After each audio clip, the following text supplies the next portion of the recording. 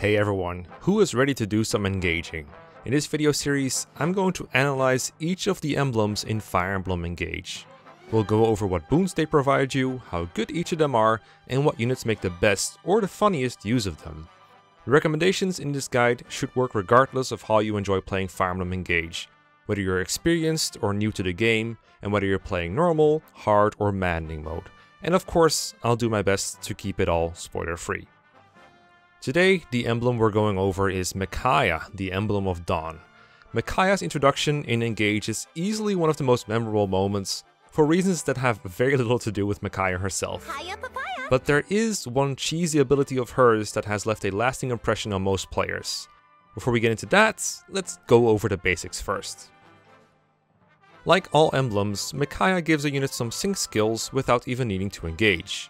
The first one of those is Cleric, which enables a unit to use C-rank staves even if they're not staff users normally. The game does a good job of demonstrating that with Yunaka, so I don't really need to go into detail here. Later on, you'll be able to upgrade this skill to enable the use of B and even A-rank staves. Cleric is nice if you're looking to put Micaiah on someone who isn't normally a staff user. At bond level 3, we have Healing Light. Whenever the unit uses a staff to heal an ally, the unit also recovers HP equal to 50% of the amount healed. This skill is similar to Live the Surf from the Fates games. Just like in Fates, it has some situational merit when your healer is damaged, but it's not exactly a selling point. Last on sync skills, we have Silent Ward at level 7, which grants immunity to silence. Just like Sigurd's Headlong Rush, this doesn't stop the unit from getting targeted, so the unit can act as a lightning rod and stop others from getting silenced. A nice cherry on top, but still not the main course. Micaiah also gives your unit stat bonuses, focused on magic, resistance, and luck. If your Micaiah unit is doing combat, then the magic will definitely come in handy, but with the heavy focus on staves, her stat bonuses will mostly just be for show. Alright, I know why you're all here. Let's engage with Micaiah and see what she can really do. Micaiah's engage skill is, with some distance, the most powerful one in the game. While engaged, all staves your unit uses will have +5 range and +1 area of effect, plus these subclass bonuses, but don't worry about those for now. What does that mean? It means that if you use a healing staff with Micaiah, you can actually do so from 5 tiles further than usual, and you will not only heal your target, but also anyone adjacent to them. That's good, but it gets even better. This ability extends to non-healing staves, including status staves and mobility staves. If Micaiah hits an enemy with freeze, she will also freeze all adjacent enemies. If Micaiah uses an obstruct staff, she will create 5 ice pillars in a cross pattern that can shield your allies much better than a single one ever could. If Micaiah hits one of your units with the warp staff, she will also warp anyone adjacent to them, excluding herself. And if you use the rewarp staff, she will warp herself and anyone around her in a plus formation. And the range increase on these staves means they can be warped 5 tiles further than usual. This opens up massive cheesing possibilities. The most straightforward way to abuse this is to use it for warp skips. If you're on a kill boss map, you can simply warp a group of units forward and they can take down a boss in one turn even if they have a revival stone. But you can also use this to shut down groups of powerful enemies with status staves. You can trap them closer to you, you can rescue a group of your own units. The possibilities are endless. I think it's worth emphasizing that even if you're going to play a map straight rather than warp skipping it, the amount of control of the battlefield you get from Micaiah is almost always tremendously helpful. In light of all that, it might seem like Micaiah is all about augments, but she does have some other tools that are worth showing off. Her engage weapons, for instance. Shine is, if nothing else, just very funny. After you hit an enemy with it, your unit will light up like a torch, and their vision will be a 5 space radius, which shrinks by 1 every turn. There are only 2 Fog of War maps in the main story that Micaiah is around for, but it is helpful for both, so credit where it's due. I'd like to focus on Nosferatu though, one of my personal favorites. When you hit an enemy with Nosferatu, the user heals half the damage dealt to the opponent. There is a reason that Nosferatu tanking is a term in Fire Emblem. Using this tome gives your unit a significant durability boost and can potentially make them invincible for an enemy phase, assuming they heal more damage than they take. If you can make a unit one-round enemies with Nosferatu, they'll be able to take on entire armies. Nosferatu's 9 might isn't all that high, but on a unit with high enough magic, it can still be enough.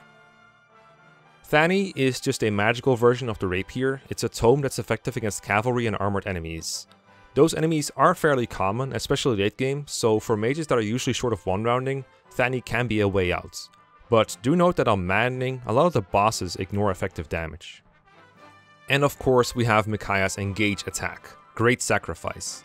This one heals every single of your allies to full HP, including green units.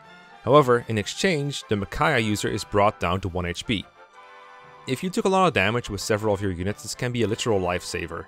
And even if you didn't take a lot of damage, this Engage attack is still useful though, as it can be a great source of XP early on.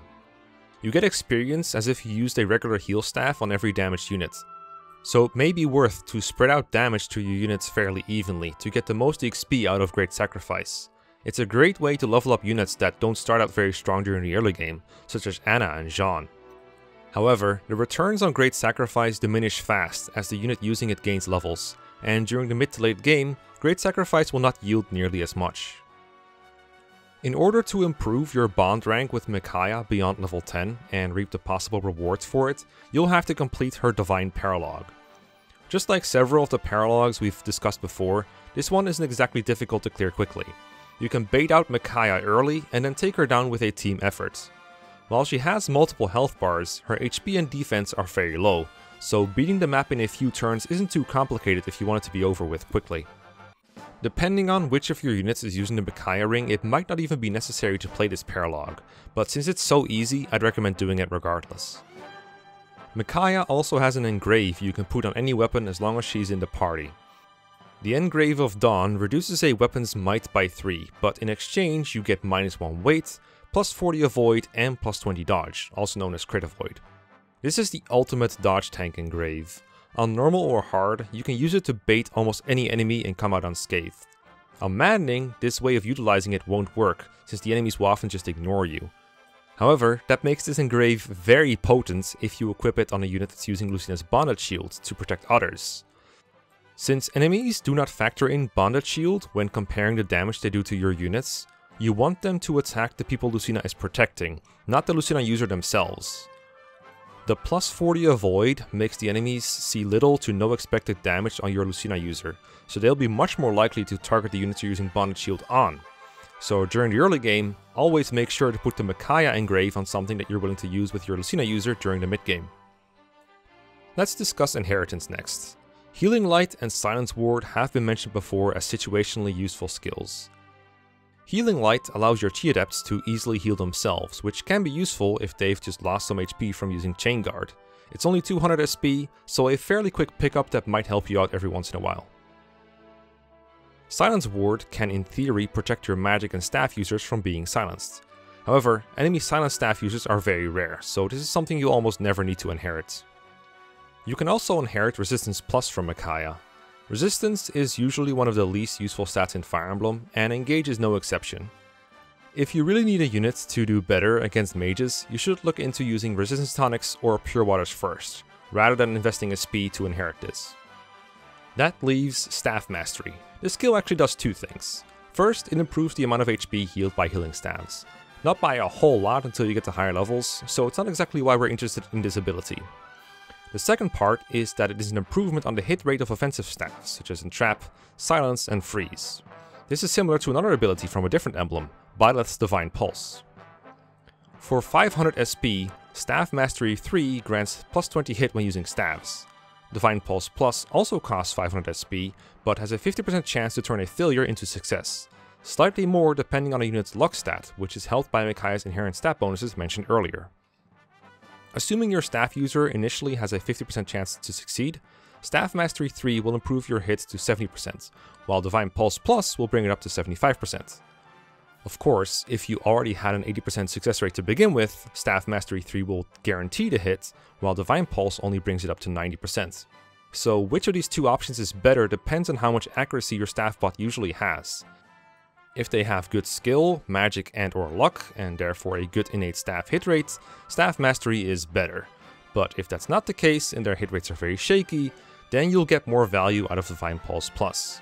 If it's really crucial to you to land your hits, you could even inherit both. Before we get into the builds for Micaiah, I think it's worth noting that theoretically, any character can use Micaiah decently, even physical units. Cleric will grant any unit staff rank, and staff ranges in Engage are independent of a unit's magic stats, unlike a lot of other games. So a physical unit would use a warp staff just as well as a magical one. That said, there are advantages to using a magical unit still. Hortensia is far and far away the most logical user of Micaiah, due to the skills unique to her. Her personal skill, Big Personality, adds one more range to any staffs you're using even when not engaged, so she's just the perfect staff user. The game says it only works on healing staffs, but it actually works on Warp, Rewarp and Illume as well. And in Hortensia's personal class, Sleipnir Rider, she gets another skill, World Tree. If World Tree activates while Hortensia uses a staff, there is a chance she may not consume a staff use. This only happens somewhere between 20 and 25% of the time, depending on Hortensia's dexterity, but you can still expect to save some uses over the course of a playthrough. If you just can't stand Hortensia's voice, or you want to mix things up, Micaiah can just as easily be used on just about anyone else. Ivy lacks Hortensia's special skills, but she's got much more bulk and magic to work with. This allows you to play Ivy more aggressively, as she's less likely to die to a stray breeze than Hortensia is. I've had some fun having Ivy use Micaiah's Nosferatu to tank entire armies, but depending on the difficulty and the situation, you might have to patch up her speed a bit so she can double attack. Other magical powerhouses such as Pandreo can pull off the same Nosferatu trick. For extra safety, when Nosferatu tanking, try inheriting Roy's Holdout. It guarantees a unit's survival as long as they're above certain HP thresholds, which Nosferatu will almost always do. There are some subclass bonuses to Augment and Great Sacrifice that you can consider with Micaiah. Dragon units like Alir get +1 staff range, for instance, which provides a bit of extra reach the same way Hortensia's personal skill does. And if you're really struggling with enemy status staves, you could throw Micaiah on a Chi Adept so that Great Sacrifice cures all those nasty silences and freezes.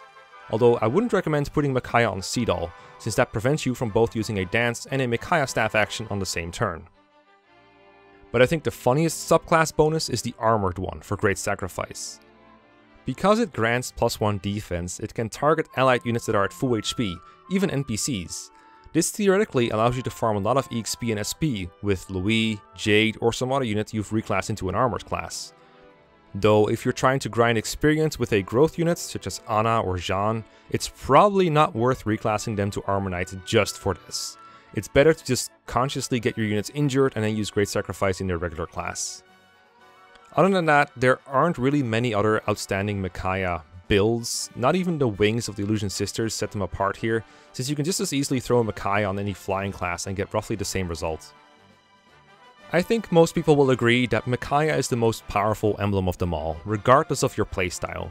Whether you want to take on all the enemies that the game throws at you, or kill the boss on the very first turn, Micaiah's staff utility cannot be overestimated. The fact that just about any unit can make her work is just icing on the cake. That does make Micaiah a little plain, since she's going to do roughly the same thing for you with every unit on every playthrough. There aren't really any funny spicy builds you can do with her, unless you count Nosferatu tanking, but she is consistent, I'll give her that. That's gonna do it for this analysis of Micaiah. If you think there's this super important detail that I missed, feel free to drop it down in the comments, or if you think I'm about to miss a super important detail in a future analysis, you're welcome to join my Discord server, where I allow people to proofread my scripts to try and avoid embarrassing errors. Thank you to those who helped me with this one, I always enjoy reading your insights. These analyses were made possible by the financial support of my patrons over on Patreon.